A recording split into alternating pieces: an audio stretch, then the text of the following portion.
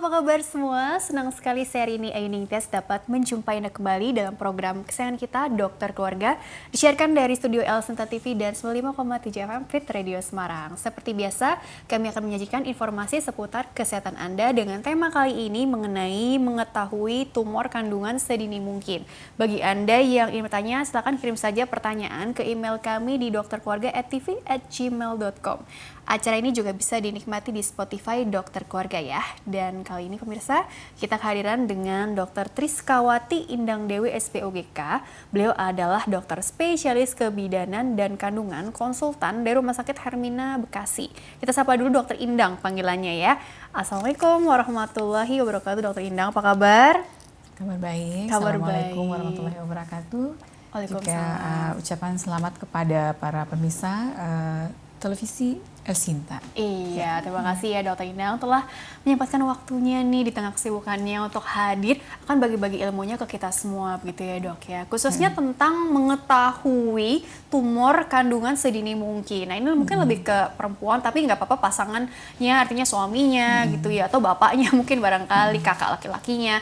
Ini juga boleh juga belajar untuk bantu apa istilahnya ya memberikan informasi begitu ya. Nah dokter ini kan seputar tumor di kandungan Dok. Kita bicara tumor dulu deh. Perempuan nih, artinya secara umum deh, kalau dengar tumor kandungan itu kan pasti khawatir ada rasa cemas juga. Ini sebenarnya kan tumor nih ada yang jinak, ada yang ganas gitu ya. Jadi sebenarnya kan sesuatu yang sebenarnya jangan terlampau cemas dulu ya. Pengertian dari tumor itu sendiri seperti apa dokter? Supaya kita satukan persepsi dulu supaya kita nggak terlampau khawatir gitu ya. Baru mendengar namanya aja udah deg-degan atau apa gitu. Jadi tumor itu sebenarnya pengertiannya apa dokter? Tumor kandungan. Ya, kalau kita bicara mengenai tumor alat kandungan, sebenarnya kita itu penekanannya pada dua kata itu. Pertama mengenai tumor, kemudian mengenai alat kandungan. Oke ya, mengenai tumor itu sebenarnya pengertiannya memang selama ini agak tumpang tindih ya, masyarakat awam. Apa itu disebut dengan tumor, apa disebut dengan kanker, kemudian ada lagi pengertian tentang kista dan miom ya. Jadi sekarang kita bahas dulu satu persatu misalkan mengenai tumor dulu. Nah, ini kita lihat ya mengenai ada di slide muncul istilah tumor dan alat kandungan. Mungkin slide-nya juga bisa selanjutnya. Coba. Ya. Oke, kita mulai dulu dengan alat kandungan kali Mbak Rini ya. Di sini kita lihat alat kandungan pada perempuan itu ada bagian vagina, kemudian rahim. Rahim itu kita bedakan atas dua. Daerah leher rahim, nanti ada cervix namanya itu. Kemudian daerah badan rahim sendiri itu disebut uterus. Uterus dan cervix. Iya, oke. Itu sebenarnya bagian dari rahim. Kemudian ada indung telur kita sebut sebagai ovarium. Kemudian ada saluran telur yang kita sebut sebagai tuba falopii. Nah ini kita lihat yang gambar di sebelah kirinya itu menggambarkan badan kita dari sisi samping kalau kita lihat. Nah kalau kita belah kita lihat itu yang bulat gambarnya seperti buah pir itu adalah rahim. Nah terus kemudian yang di atasnya itu indung telur. Jadi kalau perut kita di sebelah depan itu indung telur yang sebelah kiri yang kita lihat. Nah kemudian di depan rahim itu menempel itu kantong itu adalah kandung kencing. Bisa lihat ya. Kemudian di belakangnya usus. Ya, ini perlu kita ketahui untuk nanti kita mengerti bagaimana posisi sebuah tumor itu dan apa pengaruhnya terhadap saluran kencing dan juga saluran cerna. Oke, jadi gambaran ya ini sistem reproduksi wanita seperti ini gitu ya. Tapi tumor itu sendiri berarti apa? Kan apakah berupa benjolan yang kalau ini kan teraba dari luar, kalau yang ini kan di dalam organ, tergantung lokasinya juga atau bagaimana dokter? Iya, benar. Ya, ada slide selanjutnya barangkali juga. Jadi terus kita mengenali dulu tadi alat kandungan, sudah kenal alat kandungan, kita masuk lagi ke dalam istilah tumor. Ini ya, jadi apa itu tumor, apa itu kanker, kista ya. Jadi tumor itu sebenarnya pengertian secara umum. Jadi secara umum semua benjolan yang tidak normal di badan kita itu kita sebut sebagai tumor. Nanti tumor ini mempunyai nama sesuai dengan tempatnya, posisinya. Misalkan dia ada di kulit, kita suka ada di kulit itu ada benjolan, mungkin yang kita gampang mengerti misalkan kutil misalkan. Kutil itu juga sebenarnya termasuk tumor karena dia benjolan yang tidak normal yang ada di badan kita. Kemudian kalau misalkan nanti ada pembuluh darah gitu, di pembuluh darah itu juga bisa menjadi tumor. Ya, jadi namanya ya tumor pembuluh darah. Nah, kalau di kandungan kita, kalau di rahim itu kita sebut ada miom. Kemudian kalau di indung telur kita sebut itu adalah kista. Jadi kista itu nanti dia merupakan kantong berisi cairan dan adanya di indung telur, maka namanya kista. Kemudian sifatnya tumor itu sendiri ada 2 macam ya, terutama tumor jinak dan tumor ganas. Tumor jinak itu sifatnya dia terlokalisir, tidak menginvasi jaringan sekitar. Jadi kalau kita umpamakan, kita umpamakan misalkan seperti ini benjolan, ini organ sekitar. Jadi kalau tumor itu membesar, dia tetap di tempatnya, dia tidak masuk ke dalam organ sekitarnya. Itu tumor jinak. Tapi kalau tumor ganas dia mempunyai sifat dia menginvasi jaringan sekitar. Jadi kalau ini tumor, ini jaringan sekitar, dia membesar, kemudian dia menginvasi masuk ke jaringan sekitarnya. Itu sifat dari tumor ganas. Atau dia bisa menyebar ke organ jauh. Dia bisa menyebar, kalau dia ada di rahim, dia bisa menyebar ke paru-paru misalkan ya. Itu jadi sifat penyebarannya bisa jauh. Jadi itu yang membedakan antara tumor jinak dan tumor ganas. Dan tumor ganas ini kita kenal dengan istilah kanker. Jadi sekilas kita udah bisa membedakan istilah tentang apa itu tumor, apa itu kanker, apa itu miom, dan apa itu kista. Jadi jangan ketukar-tukar ya, ada miom, ada kista. Kista tadi yang berupa cairan gitu isinya. Cairan, begitu ya. Dok ya. Oke, jadi mungkin selanjutnya lagi, karena banyak yang bertanya apa sih bedanya miom, kista, polip lah, apa ditanya-tanya gitu ya. Nah, ini gambar berikutnya, ini menggambarkan secara sekilas saja. Itu ada vagina ya, jadi kalau penyakitnya di vagina kita sebut dengan kanker vagina misalkan ya. Kemudian itu yang daerah serviks, ujung dari rahim, itu yang paling terkenal sepertinya. Jadi kalau ada penyakit di situ ya kita sebut sebagai kanker serviks. Kemudian nanti ada badan rahim, kalau ada tumor di situ atau kanker di situ kita sebut dengan kanker rahim. Jadi dibedakan antara kanker serviks atau kanker rahim. Walaupun sebenarnya posisinya sama-sama di rahim. Jadi nama itu mengikuti si posisinya gitu ya. Terus nanti kita lihat lagi itu ada indung telur. Jadi kalau ada tumornya di indung telur kita sebut sebagai kanker indung telur atau kanker ovarium. Nanti di tuba ya kita sebut sebagai kanker tuba. Coba slide selanjutnya lagi. Nah ini gambar dari miom ya. Ini pendengar radio nggak bisa melihat wujudnya ya. Nah sekarang kita lihat dulu satu persatu. Misalkan di rahim, ini ada tumor jinak di rahim. Ini jinak ya? Iya, jinak ini cukup populer ya di antara para ibu ya. Tumor jinak di rahim ini kita sebut miom. Miom ini dia merupakan benda padat, padat ya, kesannya seolah seperti daging padat gitu, ada di rahim. Jadi kalau dia jinak dia tidak invasi artinya, jadi tidak masuk ke dalam. Dia seolah-olah berada di dalam kapsul. Cuman dia karena membesar, kemudian dia mendesak. Ya, jadi itu gambaran daripada tumor jinak di rahim. Teraba? Kalau dia membesar, besarnya lebih dari 10 cm, mungkin kita bisa merabakan dari luar. Nyeri itu ya? Gejalanya bisa nyeri. Tapi kalau dia misalkan ukurannya baru 3 cm ya, perut kita perempuan cukup tebal ya Mbak Rini ya. Kalau 3 cm mungkin tidak teraba dari luar. Apakah itu juga berpengaruh ke, maaf dokter, berat badan juga ya? Karena kan logikanya tadi semakin membesar terus artinya berat badan kita sendiri juga bisa, artinya gini, bisa nggak itu jadi bagian dari screening juga sih, deteksi dari awal gitu ya, siapa tahu gitu kan kenaikan berat badan ternyata ada pembesaran dari mioma uteri tadi begitu dokter. Ya nanti sebenarnya ada lagi slide-nya nanti yang menjelaskan tentang gejala gitu ya, yang apa yang dirasakan oleh pasien sehingga membuat pasien datang ke dokter gitu. Coba next slide supaya lebih paham lagi begitu ya. Ini sih, ini yang keganasan tadi nggak lokal tapi bisa penyebaran tadi dok. Nah ini gambaran kanker rahim. Jadi kalau pemirsa di TV kali bisa lihat gambarnya ya, jadi bisa lebih jelas. Kalau tadi kan juga kita lihat benjolan itu adanya di rahim. Tapi kalau tumor jinak itu kita sebut sebagai mioma uteri. Dia membesar, dia melakukan pendesakan saja. Tapi begitu dia menjadi kanker, bukan menjadi kanker, kalau dia itu satu kanker rahim, dia membesar kemudian dia menginvasi jaringan sekitarnya. Jadi nanti kita membayangkan kita tidak bisa, bukan suatu organ yang terlokalisir lagi. Jadi dia mendesak rahim, kita tidak bisa melihat batasnya gitu dengan jaringan sehat gitu. Jadi dia seolah-olah sudah menyatu dengan rahimnya. Karena kan namanya juga pertumbuhan sel-sel abnormal kan tidak bisa terkendali ya, terkontrol. Yang menginvasi tadi ke seluruh organ yang ada di tubuh kita begitu ya. Coba slide selanjutnya lagi. Gejala tumor kandungan. Nah ini kan sepertinya mungkin ada tabelnya. sebelumnya ada gambar mengenai tumor di ovarium barangkali. Coba gambar tentang tumor di Tumor ovarium. ovarium yang sebelumnya, balik lagi. Sebelumnya, oh ini gambar tentang kanker serviks. Ya, oke. Ya, ini ovarium. Ini Mbak Rini kita bisa lihat ya, kalau ovarium pada wanita itu ada dua ya, ada kiri, ada kanan. Kita lihat yang sebelah kanan tuh ovarium normal. Yang di kiri itu dia membesar, berubah menjadi tumor ya, pertumbuhan berlebihan, kemudian membentuk suatu benjolan massa yang tidak normal, kita sebut tumor ya. Yang sebelah kiri kita lihat itu permukaannya licin, ya licin, kemudian dia berisi cairan. Itu menggambarkan tumor jinak di ovarium. Kita biasa sebut kista, oke ya.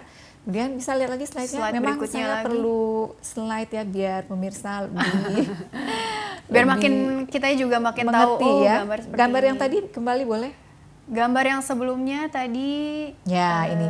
Kalau kita lihat yang sebelah kanan ini ya, gambaran juga tumor di ovarium. Tapi coba Mbak Rini lihat itu permukaannya pembuluh darahnya banyak, tidak beraturan. Kemudian dia melekat dengan organ sekitar. Itu di sebelah atas sebenarnya ada usus. Nempel gitu dok. Nempel ya. Jadi dia melakukan invasi ke organ sekitar. Ngilu ya bayangin. Ya, jadi sekarang kira-kira bisa membedakan apa itu tumor jinak dan tumor ganas ya, apa itu kista dan tumor ganas di ovarium. Kira-kira itu. Tadi seputar gejala coba deh ditampilkan, bisa nggak gejala yang tadi ya, biar lebih paham yang tabel nih. Oke ya. Ini kita masuk gejala ya. Ini kita lihat tumor kandungan itu ada beberapa ya. Ini ringkasan dari tadi pembicaraan kita. Kanker serviks itu kalau adanya di serviks ya. Kemudian kalau di rahim kita lihat ada kanker rahim. Kemudian di uterus ada mioma uteri. Kemudian di ovarium kita lihat ada kista tadi yang jinak. Kemudian ada lagi kanker ovarium. Ya, nah ini secara sekilas. Nanti kita lihat gejala-gejalanya. Pada dasarnya gejalanya yang paling umum itu yang sering juga kita lihat adalah perdarahan. Dan ada juga keputihan. Kalau saya menyebutnya itu sebagai istilah merah putih, ya merah putih yang tidak normal. Prinsipnya semua perdarahan yang keluar pada seorang wanita itu di luar haid itu kita sebut perdarahan. Di luar siklus haid disebut perdarahan. Iya, jadi darah yang keluar pada seorang wanita itu cuma ada haid atau perdarahan. Begitu dia bukan suatu haid itu kita sebut perdarahan. Bisa itu bentuknya flek sedikit-sedikit gitu ya, atau bisa juga keluarnya dalam jumlah yang banyak. Jadi apapun bentuknya selain haid itu kita sebut perdarahan. Dan itu abnormal. Nah sekarang tinggal kita mencarinya ya. Kemudian kita lihat juga ada keputihan. Nah pada keputihan itu yang sering adalah pada kanker serviks. Ya, jadi pasien suka datang dengan keluhan keputihan, keluar lendir yang banyak gitu ya. Itu merupakan gejala dari gangguan pada daerah serviks.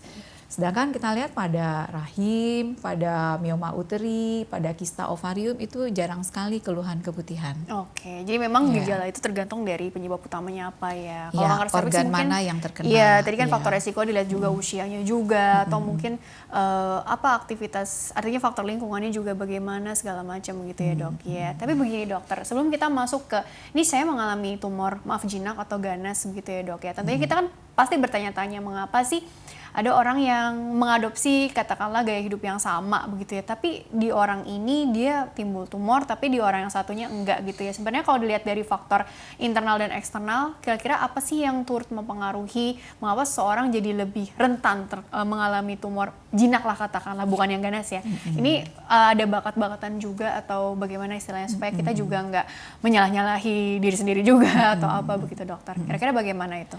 Ya sebenarnya teori tentang tumor itu kan banyak sekali ya. Sampai sekarang para ahli masih mencari gitu teori apa sih penyebab tumor ini gitu. Ya jadi dikatakan kita belum bisa menemukan secara pasti penyebab tumor.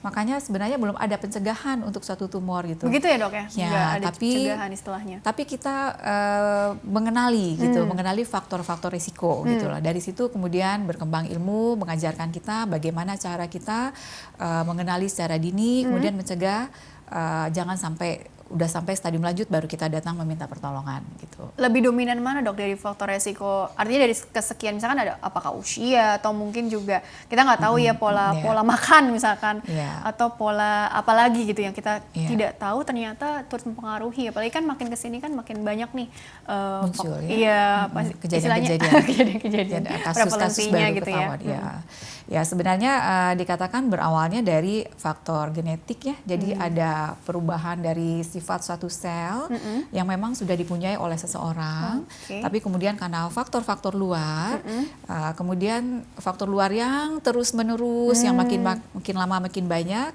kemudian akhirnya mencetuskan terbentuknya tumor tersebut gitu loh. Jadi sebagai contoh misalkan seseorang yang misalkan tumor payudara, misalkan ini agak melenceng sedikit. Seseorang itu dia sudah mempunyai sel yang istilahnya dia mempunyai bakat gitu, tapi dia belum tercetus sebenarnya untuk menjadi tumor. Tapi kemudian karena pengaruh faktor dari luar yang sering terus-menerus, mungkin karena faktor makanan, faktor stresor yang mempengaruhi hormonal, multifaktorial lah ya intinya. Ya, kemudian akhirnya terbentuklah, berkembanglah si sel yang tadi sebenarnya sudah mempunyai sifat bakal menjadi tumor, kemudian dia akhirnya berkembang menjadi tumor tersebut. Begitu ya, jadi perjalanan penyakitnya memang ini agak unik begitu ya. Dan tadi masih belum bisa dipastikan kalau untuk tumor sendiri apa sih penyebab utamanya gitu. Yang ada dugaan tadi faktor resiko yang memang multifaktorial dan kita harus lihat secara bijak dari berbagai aspek begitu ya dok ya. Oke, kita jeda dulu sebentar ya, nanti dilanjutkan kembali di segmen selanjutnya ya dok ya. Baiklah pemirsa, jangan kemana-mana, tetaplah bersama kami akan kembali sesaat lagi.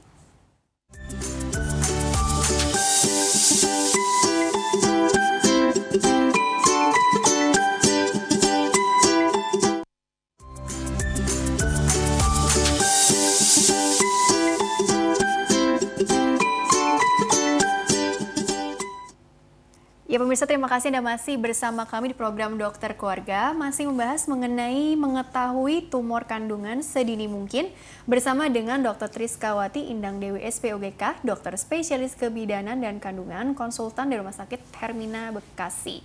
Dokter, kita lanjutkan kembali ya Dokter Indang ya, bahwa ini kan tadi ada tumor jinak, tumor ganas gitu ya. Kalau yang ganas nih kan memang kanker ya disebutnya ya dok ya. Nah mungkin nih slide pertama langsung aja ditampilkan mengenai kanker serviks dulu ya. Sebenarnya kalau untuk kita bicara tumor jinak tuh ada potensi bakal jadi tumor ganas nggak sih dok gitu? Katakanlah ini di area serviks gitu ya. Apakah memang arahnya itu kalau ada dicurigai perdarahan yang tadi di luar siklus haid atau keputihan yang abnormal, terus juga belum lagi dilihat dari faktor resikonya, apakah akan selalu mengarah ke dicurigai ke precancer atau kanker serviks di stadium awal tuh kira-kira bagaimana dokter? Ya, tadi kita lihat sekilas ya gambaran mengenai kanker serviks ya. Sebenarnya begini, kalau dari teori kanker itu jarang bahwa dari tumor jinak menjadi tumor ganas itu tidak begitu sebenarnya teorinya ya. Jadi tumor itu kalau dia udah memang dia jinak, dia perjalanannya tumor jinak aja. Jadi kalau dia memang suatu kanker tumor ganas itu dari awal perjalanannya dia memang merupakan suatu tumor ganas gitu. Jadi bukan dia perubahan dari jinak menjadi ganas. Ada beberapa tumor ya yang mengalami transformasi istilahnya dari jinak menjadi ganas ya, tapi itu angkanya sebenarnya kecil. Oh, kecil ya kejadiannya. Tapi ada beberapa yang bertransformasi tadi ya. Oke, tapi kecil lah. Yaudah deh. Coba slide-nya ditampilkan dulu ya tentang kanker serviks tadi. Jadi ini kan kalau kanker serviks itu kan memang yang jadi paling banyak gitu kan dialami di kaum perempuan ya dok ya kan. Ya memang di kaum perempuan artinya selain kanker payudara maksudnya gitu ya. Ini jadi perhatian bersama karena kan seharusnya bisa diketahui sejak awal deteksi dini ya dok ya. Ini gambarannya apa tuh dok? Kok seperti ada perjalanan penyakit, stage-stage-nya ini bagaimana? Bener. Ini jadi kanker serviks itu ada beberapa stadium ya, dari stadium 1 sampai stadium 4 ya. Kalau yang bisa lihat gambar mungkin ya sedikit tergambar lah ya perbedaannya stadium 1 yang mana, 2 dan sampai 4. Kita bisa juga lihat gambar yang atas itu adalah serviks yang licin, yang bersih ya, kita bisa lihat beda sekali dengan di bawah kalau sudah menjadi kanker ya. Jadi yang kanker yang di bawah itu terlihat bahwa jaringannya itu jaringan yang rapuh sebenarnya itu mudah sekali berdarah sehingga pasien akan mengeluhkan perdarahan yang banyak. Tapi sebelum menjadi gambaran seperti itu, biasanya tuh diawali dengan adanya gejala berupa keputihan yang dialami oleh pasien. Jadi keputihan yang tidak wajar, banyak, sering gitu, kemudian juga berbau yang tidak sedap.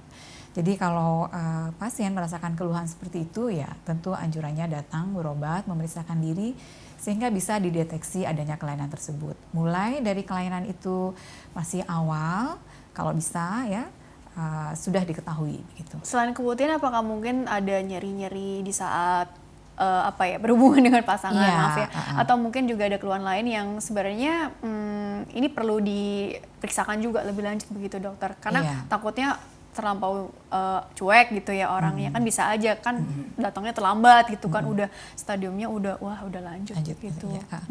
Ya memang ada beberapa gejala ya. Nanti juga mungkin kita bisa lihat lagi di slide itu tadi, nanti ada beberapa gejala yang disampaikan. Karena dia di daerah perut, tentu gejala yang terjadi seringnya adalah berhubungan dengan gangguan di sekitar perut. Jadi selain tadi merah putih, pendarahan dan keputihan, kemudian kita juga bisa ada keluhan nyeri di daerah sekitar panggul. Oh, panggul ya. Kemudian juga kalau stadiumnya udah lanjut, pasien bisa merasakan gangguan berkemih, ya, gangguan BAB. Tadi kita sudah pelajari, sudah lihat bahwa organnya sangat dekat dengan kandung kencing dan juga dengan saluran cerna usus gitu ya. Kemudian keluhan yang lain kalau dia sudah berat ya tentu penurunan berat badan, keluhan yang sifatnya lebih sistemik misalkan mual gitu. Itu kanker secara umum begitu ya dok ya? Iya. Sistemik tadi ya. Coba slide selanjutnya lagi tentang apa barangkali, apakah tentang gejala atau apa ini? Ya boleh setelah slide yang coba. tadi. Oh ini mengenai sebelumnya prevalensi ya. Coba next. Sebelumnya. Oh sebelumnya. Coba. Sebelumnya lagi yang tabel-tabel kali. Yang tabel-tabel. Ini seputar pemeriksaan begitu ya dok ya. Oke, sambil menunggu tentang pemeriksaan itu sendiri memang harus dipastikan dengan pemeriksaan penunjang tentunya dok ya. Kalau memang tadi perempuan ini dikatakan ada keluhan-keluhan seperti itu, jangan ditunda-tunda untuk melakukan pengobatan. Apalagi di tengah pandemi ini mungkin ada rasa takut untuk keluar rumah atau apa barangkali. Tapi kalau memang sudah bleeding, ada merah putih tadi, keputihan yang abnormal, memang tidak sewajarnya ditunda-tunda gitu ya dok ya pengobatannya, karena itu bersifat urgent barangkali ya dok ya. Oke, coba slide-nya bisa ditampilkan dulu lagi nggak? Oh ini gambaran tentang sebelumnya tampilan tadi. Cervix atau leher rahimnya ya. Coba yang sebelumnya. Ini kalau Oke, masih lama ya nyarinya ya. Oke deh. Soalnya filenya banyak gitu ya dok ya. Tadi intinya sih untuk perjalanan penyakit dari kanker cervix itu sendiri kan juga butuh waktu yang bisa dibilang panjang gitu ya dok ya. Sebetulnya kalau di awal ini ada istilah lesi kanker kan. Nah ini untuk mengetahuinya memang tadi kan ada tabel pemeriksaan juga gitu ya dok ya. Paling nggak dengan apa sih dok, kita langsung jadi ngomongin pap smear dong atau apa. Ini perjalanan alamiah penyakit kanker leher rahim. Boleh, nggak apa-apa kita bicaranya pokoknya secara umum mengenai kanker. Memang sih kalau pada perempuan itu kanker yang paling terbanyak kan kanker payudara ya. Tapi kalau pada alat kandungan yang terbanyak adalah kanker serviks memang. Jadi dan dikatakan kanker serviks itu kan angka kematiannya cukup tinggi, sehingga itu menjadi perhatian yang sangat ya bagi kita tenaga kesehatan. Khususnya di bidang kanker pada wanita ini memberikan penekanan sekali untuk kanker serviks ini gitu. Karena dikatakan kan angka kematiannya cukup tinggi. Di Indonesia itu mencapai lebih kurang 20 perempuan ya meninggal karena kanker setiap hari. Setiap harinya. Ya, jadi kalau kita hitung-hitung lebih kurang 1 orang meninggal setiap jam karena kanker serviks. Jadi itu menimbulkan keprihatinan yang sangat besar. Angka kematian, angka kesakitan gitu ya, menurunkan kualitas hidup si perempuan ini sendiri begitu ya dok ya. Nah, jadi sementara sebenarnya kanker serviks ini ilmu tentang kanker serviks ini sebenarnya sudah cukup baik gitu ya. Kita sudah bisa mengetahui penyebabnya. Kita tahu penyebabnya adalah virus, infeksi virus, sehingga kita bisa mempelajari proses perjalanan penyakit ini. Dari situ berkembang ilmu bahwa kita ada banyak hal yang bisa kita lakukan untuk mencegah penyakit ini atau mengetahui penyakit ini sedari dini atau kemudian mengobatinya gitu. Jadi sayang sekali kalau misalkan kemudian angka kesakitan, angka kematian karena kanker serviks ini tidak berkurang. Jadi tadi kalau dari slide sebenarnya kita bisa lihat ya perjalanan kanker serviks itu mulai dari infeksi sampai menjadi kanker itu sebenarnya butuh waktu yang sangat panjang. Belasan tahun. Iya, jadi tidak seperti penyakit flu, kita terinfeksi sekarang besoknya langsung pilek gitu. Tidak seperti itu. Jadi saat ini kita terinfeksi virus, kemudian menjadi kanker itu butuh waktu antara 3 sampai 17 tahun. Bayangkan 17 tahun itu waktu yang sangat panjang bagi kita untuk bisa melakukan sesuatu. Apa yang terjadi selama 17 tahun itu, yaitu terjadi perubahan-perubahan pada leher rahim. Itu yang disebut sebagai lesi prakanker. Ya, jadi lesi prakanker itu pun ada tahap-tahapannya. Jadi ada prakanker level 1, level 2, dan level 3. Dan itu perjalanannya panjang. Dalam perjalanan yang panjang itulah tempatnya kita melakukan deteksi dini. Berupa apa? Di antaranya sekarang kita sebut sebagai pap smear. Atau mungkin juga tadi sebagai upaya pencegahan tadi membangun kekebalannya ini sendiri dengan apa nih vaksin HPV tadi ya, human papilloma virus gitu. Jadi kan supaya kan anak-anak SD zaman sekarang juga udah mulai ya tuh ya dok ya, udah masuk ke program pemerintah juga. Ini kita jadi bicara kanker serviks nih ya secara umum. Tapi pada prinsipnya jadi kan tadi perlu diketahui bahwa tumor itu ada dua ya, sifatnya jinak dan ganas. Dan sebenarnya begini dokter, mungkin ada pemeriksaan rutin apa sih yang bisa dilakukan oleh kaum perempuan, entah dia ada gejala atau enggak ya, karena kan biasanya kalau nggak ada gejala kita nggak ada niatan, nggak aware, nggak ada keinginan gitu untuk periksa juga gitu. Tapi maaf aja, tapi perjalanan penyakit tadi kan bisa aja silent di awal-awal, nggak ada gejala khas. Nah kan kita nggak mau terjebak dalam situasi yang seperti itu ya. Jadi pada prinsipnya ada nggak sih pemeriksaan rutin juga yang istilahnya nih untuk mengetahui kita ada tumor nggak, mungkin ukurannya masih kecil nih, terus letaknya mungkin di sini. Kan kita pikirannya ada plan mau hamil atau enggak ke depannya, kan jadi harus luas nih cara berpikirnya sebagai perempuan. Bagaimana itu dokter? Ya memang tumor yang di dalam perut memang kan nggak bisa kita lihat secara langsung ya, jadi harus ada caranya untuk mengetahuinya gitu. Memang dianjurkan kalau pada perempuan itu melakukan yang disebut dengan check up ya. Kan check up itu normal ya, setahun sekali lah minimal kita lakukan. Nah, termasuk diantaranya adalah pemeriksaan alat kandungan. Tapi ada kelompok-kelompok resiko tinggi ya, kelompok tertentu yang memang dianjurkan lebih untuk dalam melakukan pemeriksaan. Siapakah mereka yang termasuk dalam kelompok resiko tinggi ini gitu ya? Tentunya adalah mereka yang mempunyai anggota keluarga yang ada riwayat menderita tumor atau kanker ini gitu. Contohnya ibunya ya misalnya. Ya, jadi misalkan tumor ovarium. Ya, yang dianggap kelompok risiko tinggi adalah mereka yang mempunyai garis keturunan yang segaris. Langsung. Segaris dari atas ke bawah, itu dari nenek, ibu, si penderita ataupun anaknya ataupun cucunya gitu. Atau garis linier. Linier itu bersaudara. Saudara-saudara perempuan. Bagaimana dengan tantenya gitu kan, garisnya udah agak belok dikit tuh. Tetap aja gitu, itu merupakan termasuk dalam kelompok yang berisiko tinggi. Jadi pada mereka-mereka ini dianjurkan untuk melakukan pemeriksaan yang rutin. Rutinnya juga sebenarnya check up setahun sekali sih cukup sih sebenarnya. Dengan cara apa dok? Artinya kan ada yang belum menikah, ada yang sudah menikah gitu ya dok ya. Apa cukup dengan USG perut gitu kan? Atau memang agak berbeda nih dilihat dari kapan dia haidnya juga atau apa gitu. Intinya ada pengaruhnya juga nggak untuk evaluasi lebih lanjut? Tentu. Tentu ada beberapa cara ya pemeriksaan ini ya, mulai dengan konsultasi pada dokter ya, menceritakan ada riwayat keluarga atau segala macam, sehingga dokter tuh udah bisa terarahkan gitu loh mau memeriksanya ke arah mana. Terus kemudian juga tentu pemeriksaan fisik ya, dokter nanti akan melakukan pemeriksaan fisik, melihat ada gejala, kemudian tentu pemeriksaan penunjang. Pemeriksaan penunjang yang umum dilakukan di sini di bidang ginekologi memang pemeriksaan USG ya. Nanti pemeriksaan yang lain tergantung si pasien termasuk kelompok mana.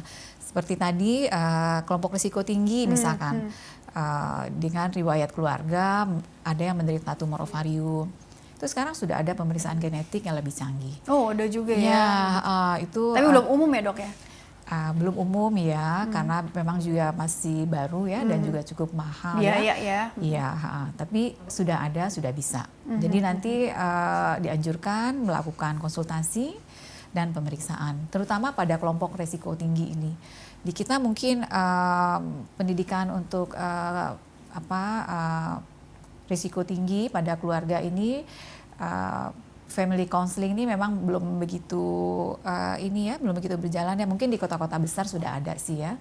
Tapi kalau sebenarnya ini penting, belum perlu merata gitu lah ya, ya. perlu. Jadi untuk pembelajaran bagi kita semua. Iya, gitu. karena siapa tahu aja kita nggak tahu nih kita termasuk dalam kelompok resiko yang mana gitu, ringan, sedang, beratnya gitu ya kan. Tentunya kan kalau nggak diarahkan oleh misalnya dokter dengan acara kayak begini, kita jadi oh iya ya nggak kepikiran ternyata ada faktor resiko dari keluarga atau mungkin tadi gaya hidup atau mungkin lain-lainnya gitu yang perlu dipelajari lebih dalam. Jadi belajar mengenali diri sendiri juga begitu ya dok ya. Baiklah, kita masuk ke pertanyaan dari email dulu ya. Karena ini pertanyaan email ini cukup panjang dokter. Jadi nanti aku mohon dokter bisa beri saran atau tanggapannya juga cukup detail ya. Jadi bagi pemirsa yang ingin bertanya via email, silakan kirim saja pertanyaan Anda ke email kami di dokterkeluarga@tv@gmail.com.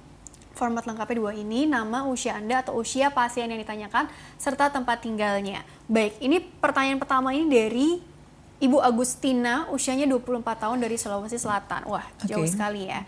Halo dokter, ini pertanyaan dari arsip kami ya. Halo dokter, tahun lalu saya melahirkan. Sebelumnya kontraksinya bagus, tapi persalinan tidak maju dan juga diinduksi 3 kali, tapi tetap persalinan tidak maju. Akhirnya disesar. Setelah anak lahir, ditemukan kista yang besarnya melebihi kepalan tangan orang dewasa. Padahal saat masih gadis dan bahkan setelah menikah tidak ada keluhan sama sekali dok, ya kan? Unik kan? Haid pun juga teratur, artinya nggak ada keluhan saat di haidnya itu sendiri ya dok ya. Saat USG pun kista tidak pernah terlihat. Namun saat kista dibawa pulang sama keluarga katanya keluar rambut dari kista tersebut.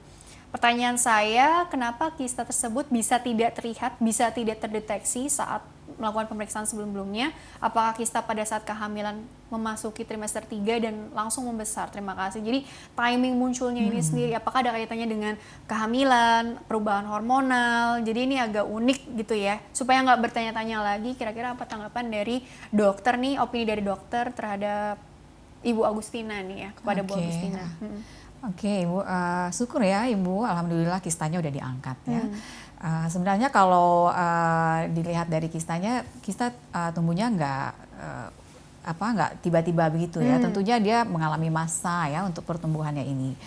Mungkin sebenarnya udah berjalan beberapa waktu, cuman memang kita tidak punya indikator waktu untuk pertumbuhan suatu masa yang tidak normal. Dia kan tidak normal, jadi memang nggak ada gitu ya. Beda kalau misalkan kita punya kayak anak gitu ya, pertumbuhannya setiap tahun tuh kita bisa lihat, oh ini ada terpantau. Iya, ada indikator pertumbuhannya sehingga kita bisa tahu, oh kalau udah tinggi segini nih kira-kira umurnya udah berapa lama, itu bisa.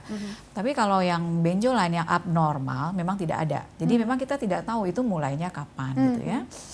Terus mungkin sebenarnya kistanya udah ada dari beberapa waktu sebelumnya, cuman mungkin memang tidak terdeteksi.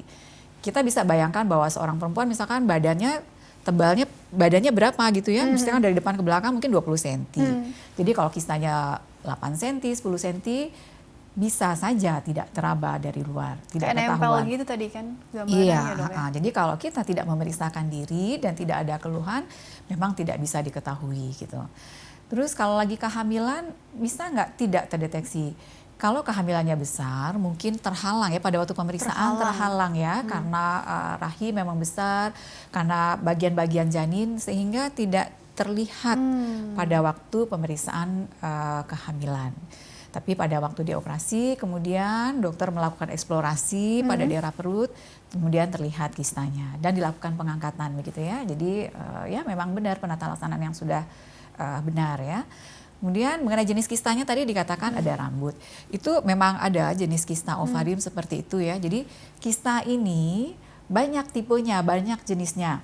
Jadi seperti sel-sel tubuh kita kan banyak sekali ya. Jadi tergantung sel mana yang mengalami perubahan yang kemudian menjadi kista atau menjadi tumor itu, kemudian dia membawa sifat seperti sel itu. Jadi mungkin itu kalau kita bilang dalam dunia tumor itu kista dermoid sebenarnya ya. Jadi memang ada gambaran seperti rambut, nanti kalau ada bagian-bagian yang keras seolah-olah seperti gigi, memang ada kista seperti itu. Memang ada yang seperti itu ya, jenisnya begitu ya. Oke, tapi kalau untuk muncul di trimester 3 gitu ya? Enggak begitu ya dok ya? Enggak. Mungkin aja tadi terhalang oleh Iya. bayi atau lemak atau apa macam-macam Iya. gitu ya dok ya? Atau mungkin sensitivitas alat pendeteksi atau Bisa ya sebenarnya juga. macam-macam kemungkinan sih ya dok ya? Bisa Oke, juga. kurang lebih begitu ya. Tapi maksudnya tanggapannya. bahwa itu tidak terlihat pada waktu trimester ketiga tuh sangat mungkin sih. Yang penting kan sekarang udah diangkat gitu ya dok Iya. ya? Alhamdulillah. Alhamdulillahnya seperti itu. Baik, pertanyaan selanjutnya dulu deh dari Ibu Lilis, usia 34 tahun. Dokter, saya mau bertanya. Saya sudah mempunyai anak 2 dan di kehamilan saya yang ketiga dan keempat, janin yang di kandungan saya selalu tidak berkembang. Apakah ada hubungannya dengan miom yang saya derita atau memang kandungan saya yang lemah? Menurut dokter, kandungan saya yang lemah, lalu bagaimana cara mengatasi agar kandungan saya ini dapat berkembang dengan baik, kuat gitu ya. Mohon jawabannya dokter, terima kasih. Oh, permasalahan janin di kandungan yang selalu tidak berkembang, apakah ada kaitannya dengan, ada korelasinya nggak dengan miom ya, riwayat miom ini? Iya, sebenarnya memang sangat kuat ya hubungannya ya. Tadi kan kita udah tahu bahwa miom itu adanya di dinding rahim. Sementara kehamilan itu adanya di rahim. Sudah pasti bahwa dia akan sangat erat hubungannya dan sangat mempengaruhi. Miom itu dia mempengaruhi bukan hanya pada waktu kehamilan saja. Sepanjang kehidupan seorang perempuan, ya dia mempengaruhi rahim itu sepanjang kehidupan kehamilan maksudnya. Sepanjang proses kehamilan. Jadi proses kehamilan itu dimulai dari sebelum hamil dulu ya. Jadi dia menjadi sulit untuk hamil. Kemudian selama kehamilan juga mengganggu. Pada hamil awal bisa terjadi abortus, dan pada hamilnya sudah besar bisa mengganggu posisi janin. Pada waktu mau melahirkan bisa gangguan untuk proses bersalin. Setelah nanti bayinya lahir misalkan, kemudian juga bisa mengganggu proses kontraksi rahim. Jadi sepanjang kehidupan kehamilan itu dia bisa mengganggu si miom ya. Jadi terus bagaimana gitu, apa yang harus dilakukan? Ya tentu kita angkat miomnya. Iya, treatmentnya begitu ya. Iya, sehingga kemudian rahimnya terbebas dari gangguan, kemudian si ibu bisa hamil dengan aman, kemudian juga nanti melahirkan dengan aman. Oke, begitu ya. Jadi solusinya memang harus diangkat Iya. supaya nggak mempengaruhi kesuburan atau kehamilan begitu ya dok ya. Oke dokter, kita jeda dulu sebentar, dilanjutkan di segmen terakhir ya. Baiklah pemirsa, jangan kemana-mana, tetaplah bersama kami akan kembali sesaat lagi.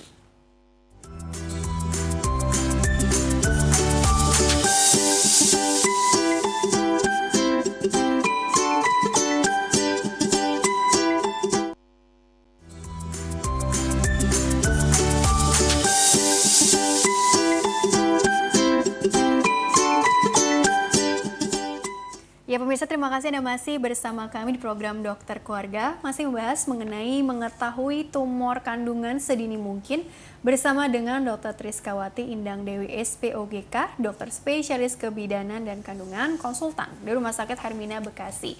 Dokter Indang, dilanjutkan kembali ya. Jadi sebelum ke closing statement, bicara soal tumor, tadi kan menjawab pertanyaan dari email juga ya, oh ini alhamdulillahnya udah diangkat nih kistanya lah, atau miomnya tadi udah di treatment atau apa gitu ya dok ya. Jadi sebenarnya kalau memang ditemukan tumor jinak deh ya, kita bahasnya kalau tumor ganas kan udah macam-macam tuh nanti terapinya ya. Jadi ketika ada tumor, apakah pertanyaannya ini harus selalu dioperasi atau bisa dengan minum obat aja jadi untuk mengecilkan, apalagi kalau ukurannya juga belum terlalu besar gitu ya. Sebenarnya bagaimana treatmentnya itu sendiri tergantung dari apa dokter?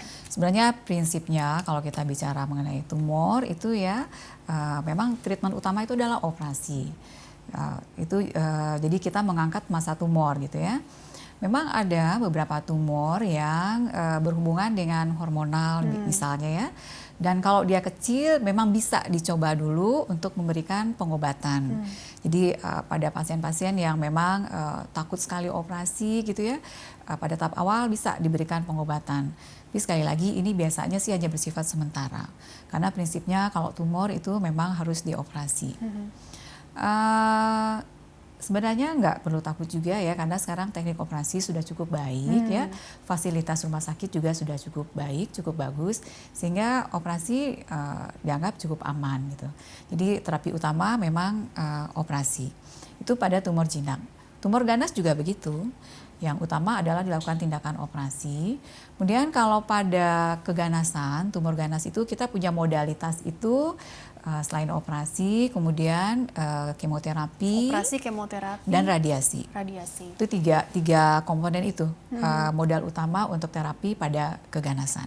Oke, kurang lebih begitu ya untuk treatment ya. Karena pasti pertanyaan ini bisa ditunda atau enggak. Takutnya komplikasinya juga ya dok ya. Artinya kan apa bertambah besar atau tadi semakin mendesak terus keluhannya semakin berat gitu ya dok ya. Apalagi kalau yang keganasan tadi kan uber-uberan sama waktu nggak sih? Sebenarnya tumor jinak juga punya gangguan juga sih. Tadi seperti kita lihat kan tadi kalau tumor kandungan, letak kandungan dengan posisinya dengan kandung kencing, dengan usus itu kan sangat dekat ya. Memang menempel malahan ya. Jadi kalau misalkan miom di rahim, kemudian dia besar dan mendesak kandung kencing, juga bisa mengganggu pengosongan kandung kencing. Dan itu tentu mengganggu ya dari adanya urin yang terkumpul di kandung kencing itu bisa menimbulkan infeksi. Infeksi saluran kemih. Ya, berbahaya kalau misalkan infeksinya kemudian naik ya. Kita sebut sebagai infeksi yang naik sampai ke ginjal ya. Jarang sih terjadi, tapi bisa terjadi. Bisa, tapi ya. Itu tumor jinak.